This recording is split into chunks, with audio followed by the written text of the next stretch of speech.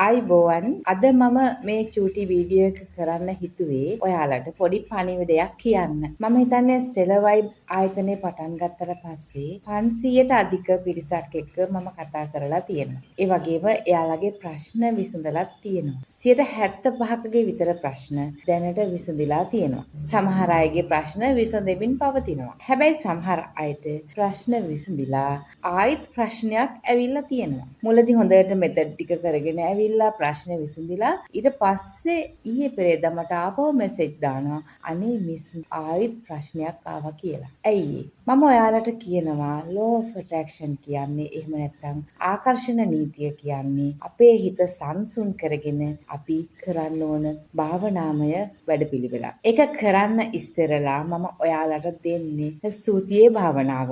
මම දෙනකොටම කියනවා life time මේක කරන්න කියලා. හැබැයි ඔයාලට ඒක කාලයක් යනකොට අමතක වෙනවා. ඔයාලගේ කොල්ලා එහෙම නැත්නම් ඔයාලගේ කෙල්ල ඔයාලා ගාවට ආවට පස්සේ ඔයාලට අමතක වෙනවා අර මම කියපු ලයිෆ් ටයිම් කියන වචනේ. ඔයාලා මොකද කරන්නේ? මෙතඩ් වලින් අර ප්‍රබල මෙතඩ් ටික කරගෙන යනවා. ස්තුතියේ භාවනාව අමතක කරනවා. මොකද සමහර ඒවා තියෙන්නේ දවස් 7යි, සමහර ඒවා දවස් 5යි, සමහර ඒවා දවස් 21යි. ওই විදිහට තමයි අපි සමහර මෙතඩ් කරන්නේ. නමුත් ලයිෆ් ටයිම් කරන්න ඕන භාවනාව, ඒ කියන්නේ ස්තුතියේ භාවනාව අතාරිනවා. ඒ වගේම මම දවල්ටත් මෙතඩ් එකක් දෙනවා හිමීට හිතෙන් කියන්න. මම කියන්නේ අර පළවෙනි ස්තුතියේ භාවනාවයි දෙවෙනියට දෙන මේ මෙතඩ් එකයි. ඒ දෙක දිගටම කරගෙන යන්න කියලා බොහෝ විට ගොඩක් අය ඒක කරනවා. ඒ දෙක කරන්න අමතක වෙච්ච කට්ටියට තමයි අර ආයි ප්‍රශ්න එන්නේ. මම කියන්නේ ඒ ස්තුතියේ භාවනාවට මුළු ජීවිත කාලෙම ඔයා ඇබ්බැහි වෙන්න.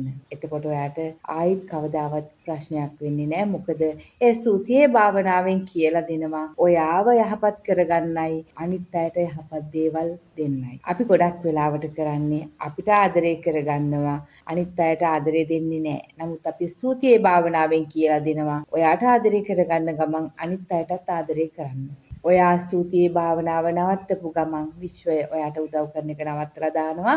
අන්න ඒකයි වෙන්නේ. එහෙනම් ඊට පස්සේ අපිත් එක්ක සම්බන්ධ වෙන ඔයාලා දැනගන්න ඕනේ එකම දේ තමයි ලයිෆ් ටයිම් ස්තුතියේ භාවනාව කරගෙන යන්න. ඒකට ඔයාගේ දවසෙන් විනාඩි 5යි යන්නේ. හැබැයි ඔයාගේ මුළු ජීවිතේම ආලෝකමත් කරන්න ඒ ස්තුතියේ භාවනාවට පුළුවන්.